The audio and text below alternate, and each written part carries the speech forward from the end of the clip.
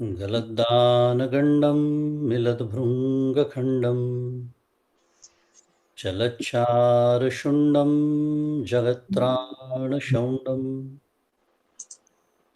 लसद्दन्तकाण्डं विपद्भङ्गचण्डं शिवप्रेमपिण्डं भजे वक्रतुण्डम्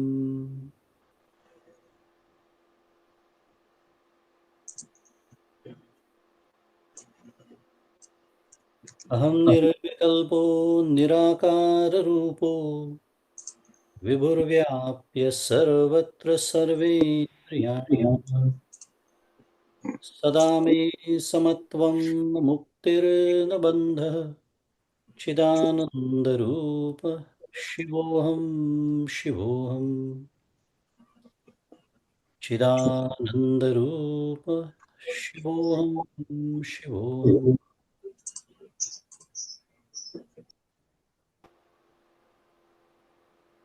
गुरुर्ब्रह्मा गुरुर्विष्णुः गुरुर्देवो महेश्वरः गुरुः साक्षात् परब्रह्म तस्मै श्रीगुरवे नमः ब्रह्मानन्दं परमसुखदं केवलं ज्ञानमूर्तिं द्वन्द्वातीतं गगनसदृशं तत्त्वमस्यादिलक्ष्यम् एकं नित्यं विमलमचलं सर्वधी साक्षिभूतम् भावातीतं त्रिगुणरहितं सद्गुरुं तन्नमामि श्री सद्गुरुनाथ महाराज की जय। जय जय रघुवीर समर्थ। श्री राम जय राम जय जय राम। श्री राम जय राम जय जय राम। श्री राम जय राम जय जय राम। श्री राम जय राम जय जय राम। श्री राम जय राम जय जय राम। श्री राम जय राम जय जय राम। श्री राम जय राम जय जय राम। श्री राम जय राम जय जय राम। श्री राम जय राम जय जय राम। श्री राम जय राम जय जय राम। श्री राम जय राम जय जय राम।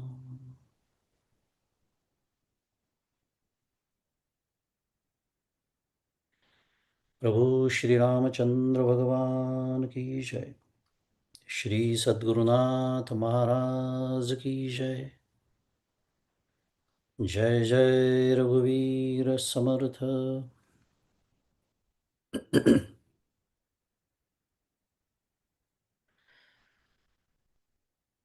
सद्गुरु परमपूज्य डॉक्टर श्री कृष्ण दत्तात्रय देशमुख उपाख्य डॉक्टर काका यांच्या श्रीचरणी साष्टांग वंदन करतो। परमपूज्य मंदाताई गंधे यांच्या चरणी साष्टांग वंदन। तुम्ही श्रोते जगदीश मूर्ती तेथे माझी व्युत्पत्ती किती बुद्ध अल्पमती सलगी करीतो श्रीराम। तुम्हा सर्वांना सप्रेम अभिवादन।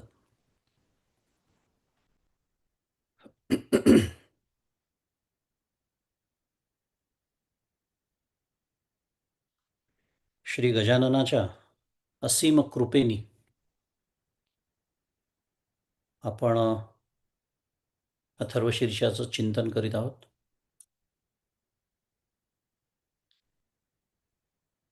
आणि या स्तोत्राचा जो औपनिषदिक दर्जा आहे,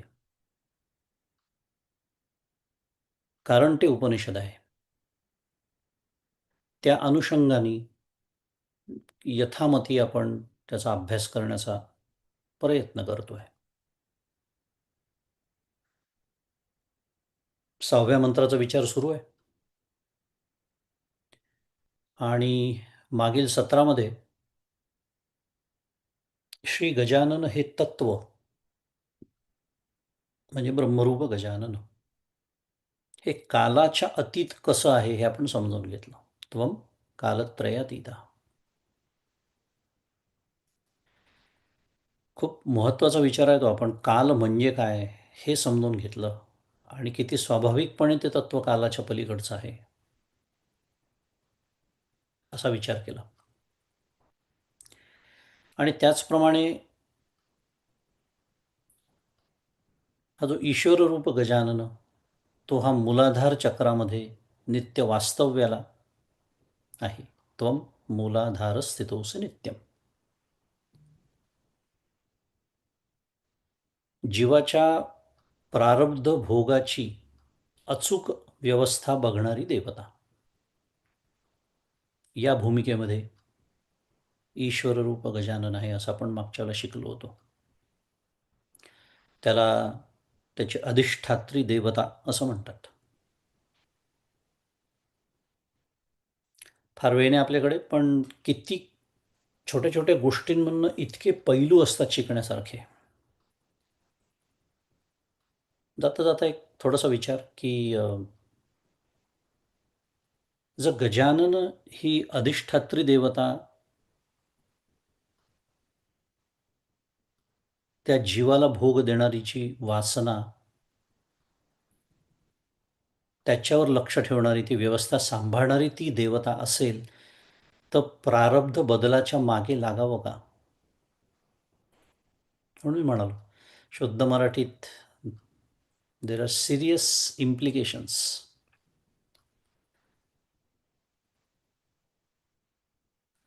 तो प्रारब्ध बदलू शकतो हा भाग वेगळा आहे. त्याच्याकडे कर्तुम अकर्तुम अन्यथा कर्तुम शक्ती असते. पण सांगणं काय चाललंय त्याची जी व्यवस्था आहे ती किती का म्हणून प्रारब्ध इतकं बलवत्तर आहे, बलवान आहे की जीवनमुक्ताला सुद्धा ते का सोडत नाही. आणि आमच्या परमार्थाची सुरुवातच कुठे प्रारब्ध बदलता येईल का हे शोधण्यापासून होते. आणि मग बदलून हवं म्हटलं की बदलून देतो म्हणणारे पण मिळतात. आणि मग या क्षेत्रामध्ये जी भेसळीला सुरुवात होते त्याबद्दल रामकृष्ण हरी म्हणूया, पुढे जाऊया. पण सांगण्याचा मुद्दा एवढाच होता, हे असं नुसतं सैद्धांतिक शिकून चालत नाही. त्याचा जो थेट परिणाम आहे माझ्या जीवनावरती,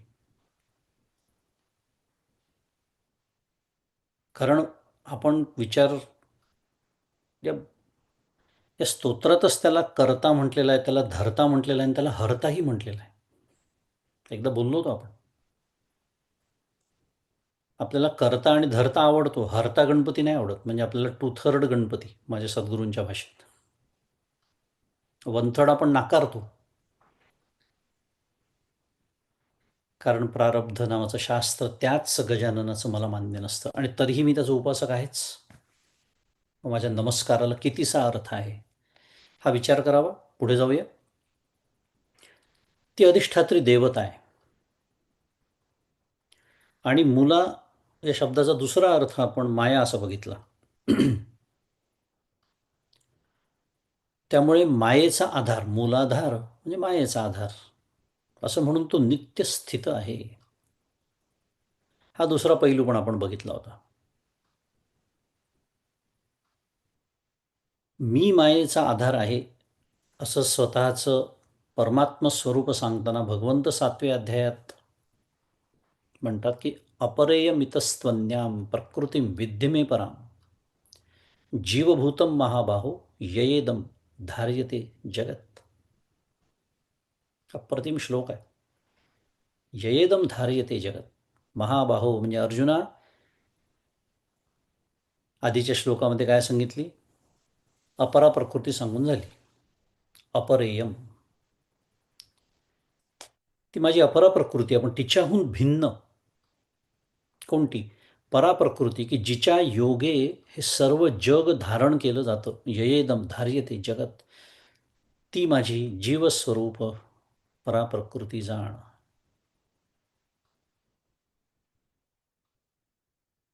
9व्या अध्यायातही भगवंत पुन्हा एकदा प्रकृतीम स्वाम अवष्टभ्य असं म्हणतात. म्हणजे काय? मी प्रकृतीचा स्वीकार करतो, तेव्हा कुठे ती हे सगळं जग प्रसवू शकते. स्फुरद रूपानी, अधिष्ठान रूपानी, अनेक पद्धतीने त्याचा अर्थ करता येतो. मुद्दा एवढाच की भगवद्गीता जी सर्व उपनिषदांचं सार आहे, सर्वोपनिषदो गावो दोघदा गोपालनंदन, असं म्हणतात. आपल्याला माहिती आहे भगवद्गीता ध्यानम. मग हे काय? हे उपनिषदच आहे ना. आपण तोच विचार करतोय की भगवद्गीता म्हणा, इतर उपनिषद सुद्धा कसं तेच सांगतायत. थोडक्यामध्ये परमात्म स्वरूप गजानन या मूला म्हणजे मायेचा आधार म्हणून नित्यत्वानी स्थित आहेत. कारण ते अखंड आहे, आहे, आहे. त्वम कालत्रयातीत, हा विचार आधीच करून झालेला आहे. या मायेचा ते आधार आहेत, मूल आधार. पुढच्या उपमंत्राकडे वळूया. पुढचा उपमंत्र या मंत्रातला 6वा आहे, त्वम शक्तित्रयात्मका. त्याचा थोडा विचार करू उर्वरित वेळेमध्ये, की तू त्वम शक्तित्रयात्मका म्हणजे तू 3 शक्तींचे कारण आहेस किंवा त्यांच्या अतीत आहेस. शक्तित्रयात्मक, आत्मक असा शब्द आहे त्याच्यामध्ये. आत्मक शब्दाचा अर्थ होतो अंतस्थ किंवा एखाद्या गोष्टीचा गाभा किंवा एखाद्या गोष्टीचं कारण इत्यादी. शक्तित्रयात्मक, या 3 शक्तींचं कारण तू आहे, त्यांचा गाभा तू आहेस इत्यादी. कोणत्या 3 शक्ती? 3 शक्तींचा समष्टीच्या पातळीवर विचार करताना उत्पत्ती, स्थिती, लय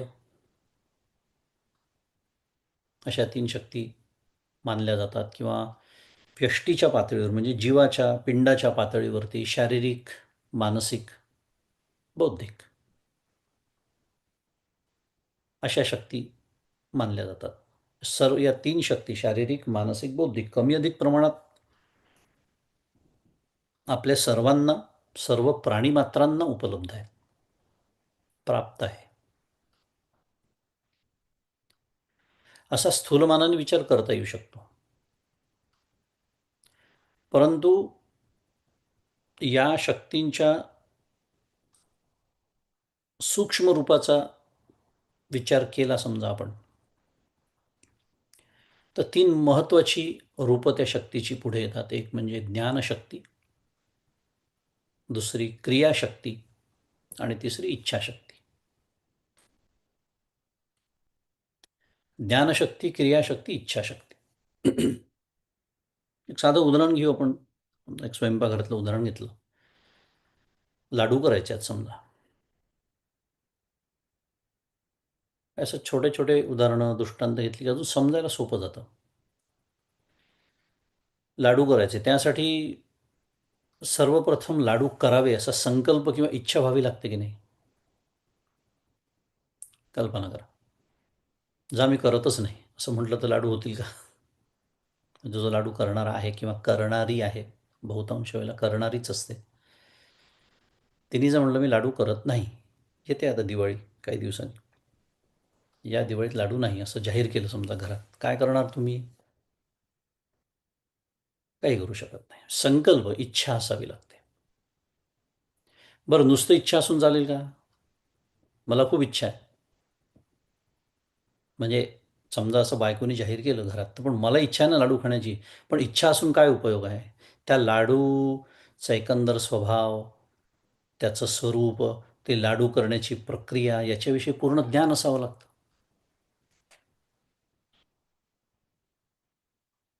म्हणून तर मी केलेल्या पोळ्या मी खाऊ शकत नाही. विनोदाचा विषय. कारण ज्ञान नाही, त्यामुळे ती पोळी पण तशीच होते.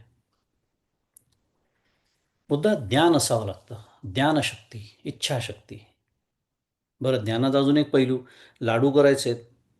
मग आता बेसनाचे करायचे, रव्याचे करायचे, का रवा बेसनाचे करायचे, का नारळाचे करायचे, इत्यादी इत्यादी इत्यादी. म्हणजे काय करणं आलं आता? निर्णय करणं आलं. काही निकषांवर आधारित आपण निर्णय करतो की नाही हेच लाडू करायचे. ज्ञानाचा एक तो पैलू आहे, निर्णय, बुद्धी.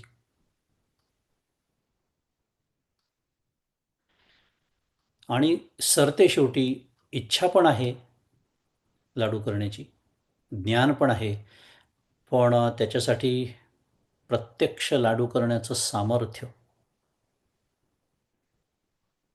शारीरिक सामर्थ्य. अर्धा तासपेक्षा मी जास्त उभासुद्धा राहू शकत नाही. झाले काहीतरी गुडघे दुखतात म्हणा, काही आजारी पडलो आहे म्हणा, जे काय असेल ते. शारीरिक सामर्थ्य आहे का? नाही.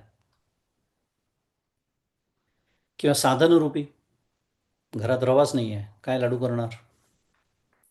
हे जे सर्व सामर्थ्य, साधनरूपी सामर्थ्य, शारीरिक सामर्थ्य, याला क्रियाशक्ती असावी लागते. याला म्हणायचं क्रियाशक्ती. पुन्हा या 3 शक्ती आपल्या सर्वांना कमी अधिक प्रमाणात प्राप्त आहेत. एक उदाहरण घेतलं आपण, ज्ञानशक्तीचं एक छोटंसं स्वयंपाकघरातला दृष्टांत घेऊन समजून घेतलं. पण ज्ञानशक्ती जे आहे ते आपल्या बुद्धीत असणारं ज्ञानाचं जे सामर्थ्य आहे, ते त्याच्याच अधिष्ठानावरती आहे.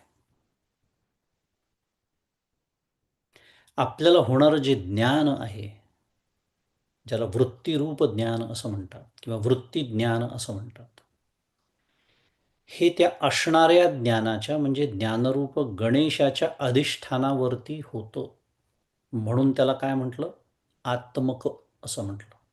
पण शक्तित्रयात्मक. होणारं ज्ञान. होणं, एखादी गोष्ट होणं, तिथे शक्तीचं कार्य आहे. म्हणजे तिथे कार्य आहे, एखादी गोष्ट ज्ञान होणं. होणं म्हटलं की कार्य आलं की नाही? आलं. कार्य म्हटलं की शक्ती असलीच पाहिजे, कारण शक्तीशिवाय कार्य होऊच शकत नाही. मग ही जी ज्ञानशक्ती आहे आपल्या सर्वांच्या अंतःकरणात, हृदयात म्हणूया, अंतःकरणात, अजून काटेकोर बोलायचं झालं तर बुद्धीची जी शक्ती आहे ज्ञान करून घेण्याची,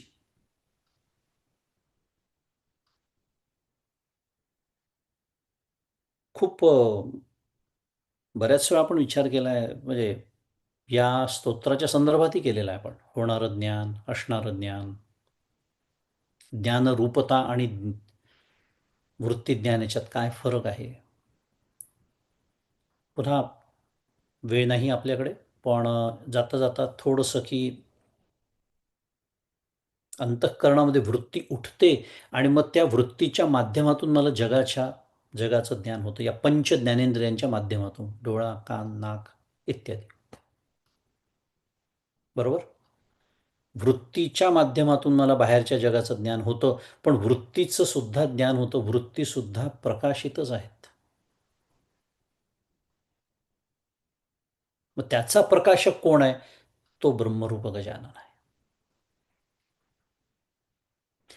केनोपनिषदात त्याचं छान वर्णन येतं. श्रोतस्य श्रोत्रम मनसो मनो यद्वाचो हवाचम इत्यादी. हो ना, उपनिषदच केनोपनिषद. श्रोत्रस्य श्रोत्रम म्हणजे काय? कानाचा कान. मनसो मनो, मनाचं म्हणजे बुद्धी, या आत्ताच्या संदर्भात मनाचं मन, बुद्धीची बुद्धी म्हणा. यद वाचोह वाचम, वाणीची वाणी, असं केनोपनिषद त्याचं वर्णन करतं. थोडक्यात आपण काय पाहतोय की आपल्याला प्रतिक्षणी होणाऱ्या ज्ञानामध्ये किंवा ज्ञानामागे, ज्ञानामध्ये जास्त चांगला शब्द आहे, कारण प्रत्यगात्म रूपाने, आता शास्त्रीय शब्द आहे प्रत्यगात्म, प्रत्यक आत्मा, प्रत्येक शब्दावर आत्ता भाष्य करायला वेळ नाही, पण प्रत्येक म्हणजे साध्या भाषेत आतला म्हणूया आपण. प्रत्येक आत्मरूपाने आत्मरूप गजानन असतो. म्हणजे प्रत्येक क्षणी मला ज्ञान होत आहे. कल्पना करा किती जवळ आहे गजानन माझ्या. त्याच्यासाठी हा सगळा अभ्यास सुरू आहे. नुसतं गणपतीची मूर्ती पाहिली म्हणजे गजाननाची आठवण नव्हे. प्रत्येक क्षणी मला जे ज्ञान होत आहे, ते ज्ञान होण्यामध्ये ज्ञान हा जो शब्दच आहे ना, तेच त्याचं रूप आहे. किती जवळ आहे बघा. नव्हे तो आहे म्हणून होणारं ज्ञान होतं. मगाशीच पाहिलं आपण. ती श्रुती तर केनोपनिषदातली खूप वेळा आपण विचार केला, प्रतिबोध विदितम मतम. पण ही जी ज्ञानशक्ती सांगणं काय सुरू, आपला विषय हा सुरू आहे. त्वम शक्ती त्रयात्मकामधली जी पहिली ज्ञानशक्ती, त्या शक्तीमध्ये हा कसा व्यापून आहे हे आपण समजून घेतोय. त्याच शक्तीच्या आधारे गमतीने बोलायचं झालं तर. म्हणजे समजून घेणं म्हणजे समजणं आणि न समजणं दोन्ही हे त्याच्या अधिष्ठानावर होत आहे. हे त्याचं पुन्हा शुद्ध मराठीत काय आहे, इम्प्लिकेशन आहे. म्हणजे ती जी शक्ती मला प्रारब्धवशामध्ये आपल्या सर्वांना प्राप्त झालेली आहे, त्याच्यात कमी अधिक काहीतरी असू शकतं. पण माझी समस्या ही आहे, की मी त्या प्राप्त शक्तीकडेच जास्त लक्ष देतो आणि त्याच्याशीच तुलना करतो. मी त्याच्यापेक्षा हुशार आहे, हिच्यापेक्षा मला जास्त चांगलं समजतं. माझा रिझ्यूमे तुम्हाला माहिती आहे का? मी कोणत्या युनिव्हर्सिटीचा वगैरे, वगैरे. आलं असेल सगळं गाडी पुढची. मग हे नसावं का? नसावं कोणीच म्हणणार नाही. असावं ना, काही हरकत नाही. बुद्धी चांगली असेल, चांगलीच गोष्ट आहे. वाईट काय आहे त्याच्यामध्ये? पण जेव्हा मी तुलना करतो, जेव्हा मला बुद्धी कमी आहे म्हणून मला वाईट वाटतं किंवा मला अतिशय मी बुद्धिमान आहे म्हणून मला अहंकार होतो. सुपिरियरिटी और inferiority, complex is a complex. Complex म्हणजे गुंतागुंत. त्या क्षणी मी कोण आहे हे मी विसरलेलो असतो. कारण इथे बुद्धी म्हणजे मी असं समजतोय आणि म्हणून मला माझ्या कमी बुद्धीचं वाईट वाटतं आणि दुसऱ्याची जास्त बुद्धी पाहिली की मला मत्सर निर्माण होतो किंवा माझ्याचकडे ती बुद्धी असेल तर अहंकार निर्माण होतो इत्यादी. ती शक्ती आहे. चांगला आहे. माझे सद्गुरू डॉक्टर काका गमतीने कधी-कधी म्हणतात, मला जर कोणी म्हटलं, की "तू निर्बुद्ध आहेस," तर मी त्याला म्हणतो, "अगदी बरोबर. तूच मला योग्य ओळखलंस." कारण मला बुद्धीच नाही आहे. मी बुद्धिरहित आहे. बुद्धीची जी बुद्धी, बुद्धी म्हणजे अंतःकरण. त्याला अंतःकरण आहे का? ती उपाधी त्याला नाही. मागच्याच वेळेला आपण विचार केलेला. म्हणजे अगदी टेक्निकली स्पीकिंग, शुद्ध मराठीत निर्बुद्ध आहे. मला जसं कोणी म्हटलं, तर किती राग येतो विचार करा.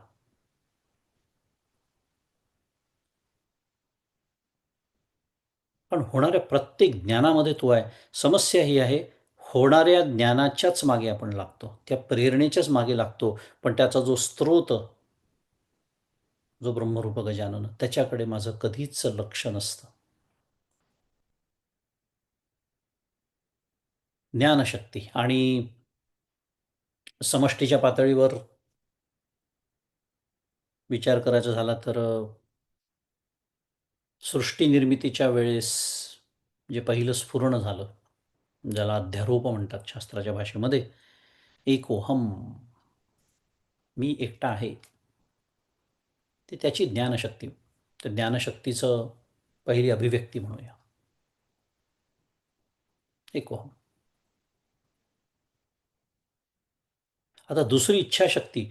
हे जे स्फुरण त्या परमात्म्याला झालं, एकोहम, त्या मूळ स्फुरणामध्ये, त्याला मूळ स्फुरण म्हणतात. बहुश्याम, स्फुरण पहिलं काय आहे? एकोहम, मी एकटा आहे. बहुश्याम म्हणजे अनेकविध रूपांनी मी बहु व्हावं, असा संकल्प. संकल्प म्हणजे इच्छा, म्हणजे इच्छाशक्ती. आपल्या सर्वांच्या ठिकाणी ती संकल्प रूपाने व्यक्त होते. आपले जे संकल्प असतात सर्वांचे, त्याचा आपण विचार केला, त्याला आपण इच्छा, कामना, त्याचं मूळ संकल्पच आहे. इच्छा. आपापल्या आवडीनिवडीप्रमाणे, आपापल्या तीन गुणांच्या मिश्रणाप्रमाणे म्हणूया, ती अभिव्यक्त होते. पण मूळ इच्छाशक्ती, ती संकल्प रूपाने आपल्या सर्वांच्या ठिकाणी आहे. तो संकल्प फक्त संवादी आहे का विसंवादी आहे एवढाच विषय असतो. परमार्थ ते संकल्पच आहे. मोक्षेच्छा शब्द आहे की नाही, विचार करा. मोक्षेच्छा म्हणजे काय? मोक्षाची इच्छा. मग इच्छा नाही आहे का त्याच्यात? आहे ना. पण ही संवादी इच्छा आहे. भगवद्गीतेचा अभ्यास करावा, संवादी इच्छा आहे. नामस्मरण करावं, इच्छाच आहे, पण संवादी आहे. आणि ह्याच्या सर्व विरुद्ध जे काही चाललेलं असतं आपलं दिवसभर, विसंवादी. मुद्दा आपला तो नाही, इच्छाशक्ती.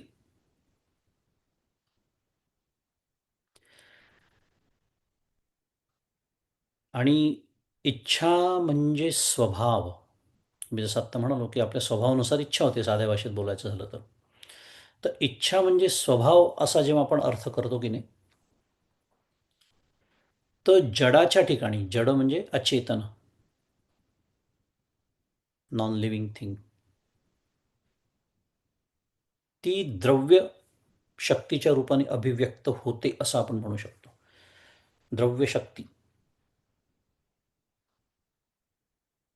आणि द्रव्यशक्ती म्हणजे काय, तर या शक्तीमुळेच, म्हणजे ज्या शक्तीमुळे म्हणूया द्रव्याचे गुणधर्म टिकून राहतात, त्याला म्हणायचं द्रव्यशक्ती.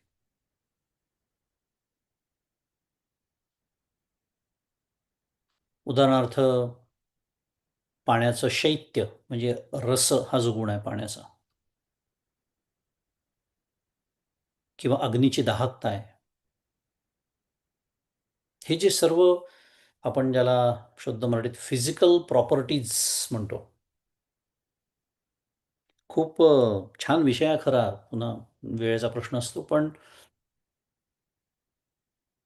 आजचं जे आपलं आधुनिक विज्ञान आहे, त्याचा जर विचार केला थोडासा, तर ते बऱ्याच गोष्टींचं स्पष्टीकरण त्यांनी आपल्याला दिलेलं आहे. की स्पष्टीकरण म्हणजे त्या स्पष्टीकरणाचं स्वरूप जे आहे त्याचा विचार केला तर हाऊ डू थिंग्ज वर्क या पद्धतीचं असतं. But most of the time they cannot answer the question why. आता fundamental forces of nature we know right. Gravity, electromagnetism आहे, strong nuclear force, weak nuclear force आहे.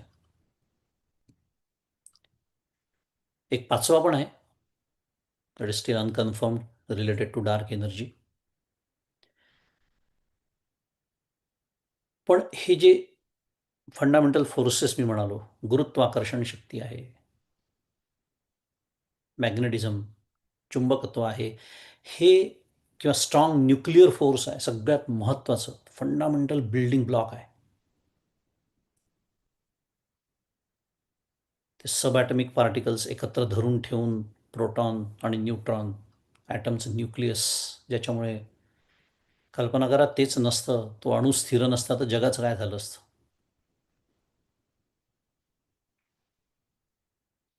आपला फिजिक्सचा वर्ग सुरू नाही आहे, मला सांगायचं एवढंच आहे, इतक्या फंडामेंटल लेव्हलवरती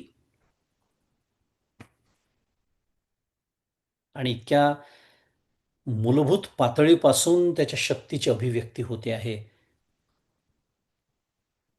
आणि तरीही नास्तिक लोक तोंड वर करून विचारतातच, देव कुठे आहे दाखवा. आपल्याला त्यांचा विचार नाही करायचा, रामकृष्ण हरी म्हणायचं त्यांना आणि पुढे जायचं. कारण हे फोर्सेस कुठून आले, हाऊ डू दे वर्क, किंवा ते आहेत हे सिद्ध करणं. ग्रॅव्हिटेशनल वेव्ज आहेत, झाल्या की नाही सिद्ध झाल्या, पण हे कुठून येतं नाही सांगू शकत. ते आमचं शास्त्र सांगत आहे. कारण या सर्व शक्तींचं जे कार्य आहे ते ब्रह्मरूप गजाननाच्या अधिष्ठानावरती चालतं. त्याचं अधिष्ठान आहे, म्हणून ही सगळी शक्ती तिथे अभिव्यक्त होते आहे. हे सगळं कसं काय म्हणूया त्याला, अगदी नियमबद्ध पद्धतीने सुरू आहे. अगदी नियमबद्ध पद्धतीने अजूनही नवीन नवीन तारे तयार होतात आहेत, नेब्युलाज, बरोबर जे पंचमहाभूतांची प्रक्रिया आपल्या इथे सांगितली आहे त्या पद्धतीत सगळं चाललं आहे. मिलियन्स ऑफ लाईट इयर्स तो गॅस पसरला आहे. कोणी केलं हो हे सगळं? करा ना विचार. Who did it? ठीक आहे, you may not call it God, you may call it mother nature, doesn't matter. नाव त्याला काही द्या, नावाने काही फरक पडत नाही. ब्रह्मरूप गजाननाच्या अधिष्ठानावर चालतं. भगवंत 7व्या अध्यायात काय म्हणतात? रसोहमप्सु कौंतेय प्रभास्मी शशी सूर्ययो. आम्ही कधी अशा दृष्टीने अभ्यासच करत नाही उपनिषदांचा आणि भगवद्गीतेचा. भगवंत सांगतात आहे रसोहम अप्सु कौंतेय, पाण्यातला जो रस आहे ना तो मी आहे अर्जुना. कल्पना करा, सर्व द्रव्य पदार्थांचं मूल घटक पाणी. पाणी तर आपल्याला त्याला जीवनच म्हणतो. त्यातला पाण्याचा जो रसपणा आहे तोच भगवंत आहे.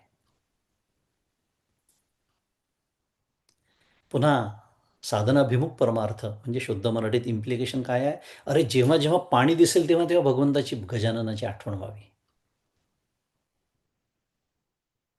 झाडांना मी पाणी घालतोय बगीच्यामध्ये, पाईपमधनं पाणी येत आहे बाहेर. पाणी पाहताना अरे भगवंता तूच आहेस नाही का हे? पण तापलेल्या जमिनीवरती पाणी पडलं, काय होतं आपल्याला माहिती आहे? सुंदर सुगंध येतो, कधी घेतला असेल तर. पुण्यो गंध पृथिव्याम च तेजश्चास्मी विभावसो. भगवंत पुढे बोलतात आहे की पृथ्वीतला पवित्र गंध मी आहे, अग्नीमधलं तेज मी आहे. हे जे आपण पुन्हा मी जे म्हणालो फंडामेंटल फिजिकल प्रॉपर्टीज, त्या त्या द्रव्यामध्ये ते ते गुणधर्म असणं आणि ते ते गुणधर्म त्यांनी कधीही न सोडणं. पाणी उताराकडेच वाहत जाणार आहे. पाणी नेहमी उताराकडे वाहत जातं. हे जे सूर्याचं गुरुत्वाकर्षण शक्ती आहे त्याने सगळे ग्रह त्याच्या भोवती व्यवस्थित त्यांच्या त्यांच्या कक्षेमध्ये, शुद्ध मराठीत ऑर्बिटमध्ये फिरत आहेत. हे सगळं सोडून देऊ आपण. उपनिषदात बरंच त्याचं वर्णन आहे की त्याच्या भीतीने सूर्य तापतो. भीतीने तापतो म्हणजे हे काव्यात्मक वर्णन झालं. सांगणं काय सुरू आहे? त्याचं अधिष्ठान आहे म्हणून हे सगळं चाललंय व्यवस्थित. तोच याच्यामध्ये व्याप्त आहे. आत्मक आपला विषय तो सुरू आहे, शक्तित्रयात्मक. पण आजच्या आधुनिक विज्ञानाच्या भाषेत सुद्धा हे इतकं छान समजून घेता येतं आणि मग त्याचं गांभीर्य, त्याचं महात्म्य आपल्याला कळतं.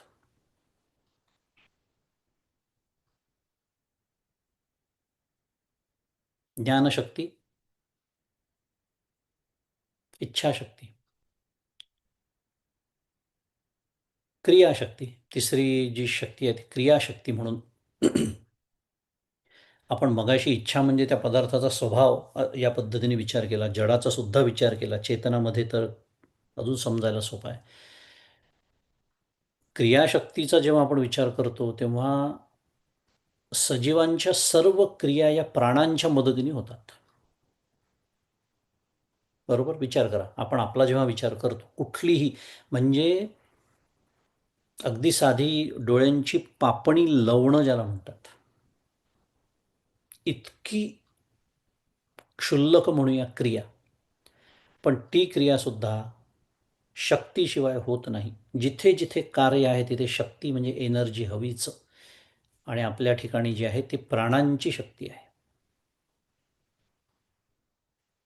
त्याच प्राणांचं स्मरण आपण करतो, म्हणजे पूर्वीच्या काळचे लोक करायचे. जेवताना ओम प्राणाय स्वाम अपानाय स्वाम व्यानाय स्वाम उदानाय स्वाम समानाय स्वाम. बावळट नव्हते आपले ऋषीमुनी, आपले पूर्वज. आपण अतिशहाणे झालेलो ही समस्या आहे आणि म्हणून बावळट झालेलो आहोत.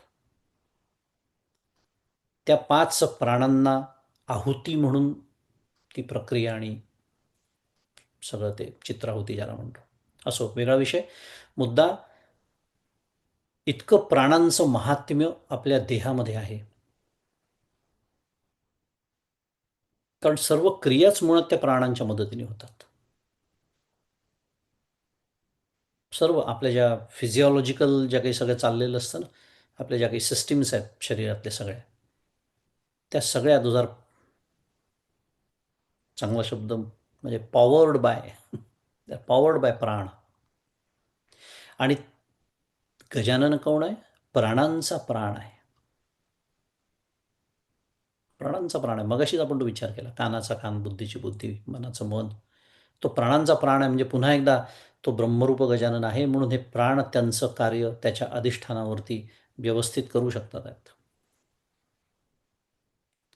क्रियेसाठी लागणारी म्हणजे क्रियाशक्तीमध्ये शक्तीचं जसं आहे तसं साधनं पण लागतात. मगाशी आपण विचार केला, लाडू करायचे आहेत, क्रियाशक्तीमध्ये सामान पण लागतं की नाही लाडू तयार करायला. तसं कुठलीही क्रिया करायची की आपल्याला साधन लागतं की नाही. मग कोणतं साधन? देह हेच तर एक साधन आहे पहिलं. त्याच्याही म्हणजे देहामध्ये अंतःकरण पण आलं बरं का, म्हणजे मन बुद्धी हेही साधनं आहेत. पुन्हा साधनाभिमुख परमार्थ. जे साधन असतं ते माझ्याहून कसं असतं, वेगळं असतं. मी साधन असतो का कधी? आता मी तुमच्याशी बोलतोय, कशाच्या माध्यमातून बोलतोय? लॅपटॉपच्या माध्यमातून. मग लॅपटॉप म्हणजे मी आहे का? नाही, लॅपटॉप हे माझं साधन आहे. माझं काम मी मन लावून करतो, वाक्य आहे की नाही? म्हणजे मन काय झालं माझं? काम करण्याचं साधन झालं. पण मीच काय बोलतो हे मला कळत नसतं. कारण माझ्या मनात काय असतं, माझं मन म्हणजे मी. माझं मन आज बेचैन आहे, दुसरं वाक्य आहे.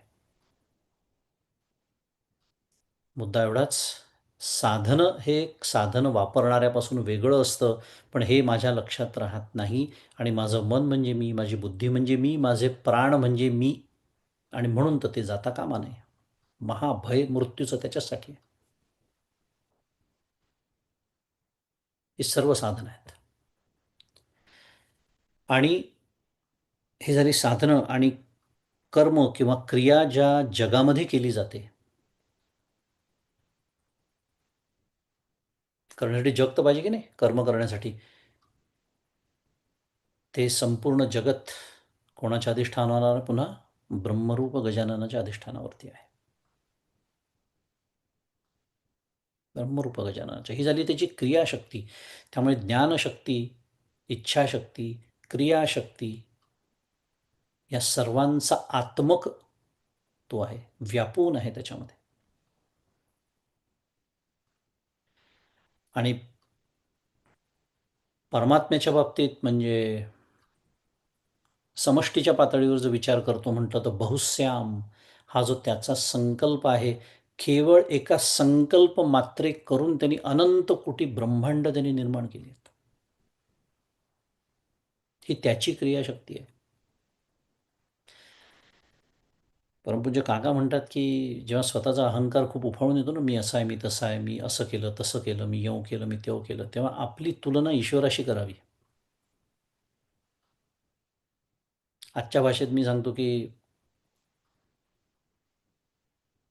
ॲस्ट्रॉनॉमीचा अभ्यास करावा. की माझ्या एवढ्याशा विश्वामध्ये मी एवढा बेडकाचा फुगून बैल झालेला असतो. ती कथा माहिती आहे आपल्याला, शाळेत शिकलो आपण सर्वजण. जेव्हा कळतं की धुळीच्या कणा एवढं सुद्धा ही पृथ्वी नावाचा ग्रह नाही रे या पसाऱ्यामध्ये, तिथे मी कोण विचार करा.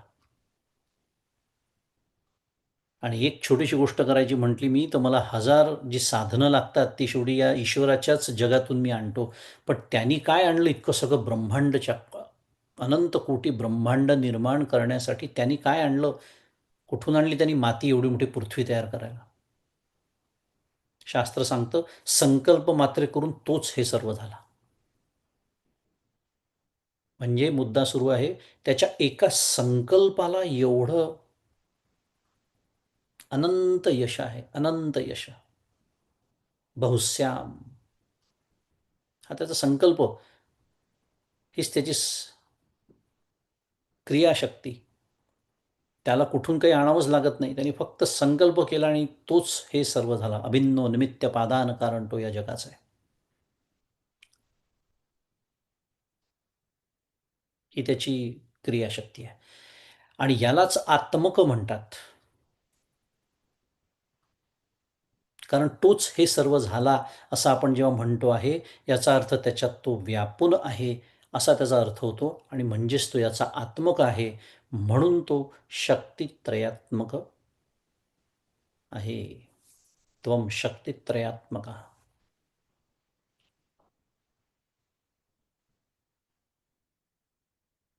असा या एका उपमंत्राचा अर्थ आहे. त्वं शक्तित्रयात्मकः. या 3 शक्ती लक्षात ठेवायच्या आणि अगदी एवढं सगळं नाही लक्षात राहिलं तरी सार रूपाने हे निश्चित आपण सर्वजण लक्षात ठेवूया, की माझ्या होणाऱ्या प्रत्येक क्रियेच्या मागे तो आहे, म्हणून या क्रिया मी करू शकतोय. इतका त्याचा माझा जवळचा संबंध आहे. असो,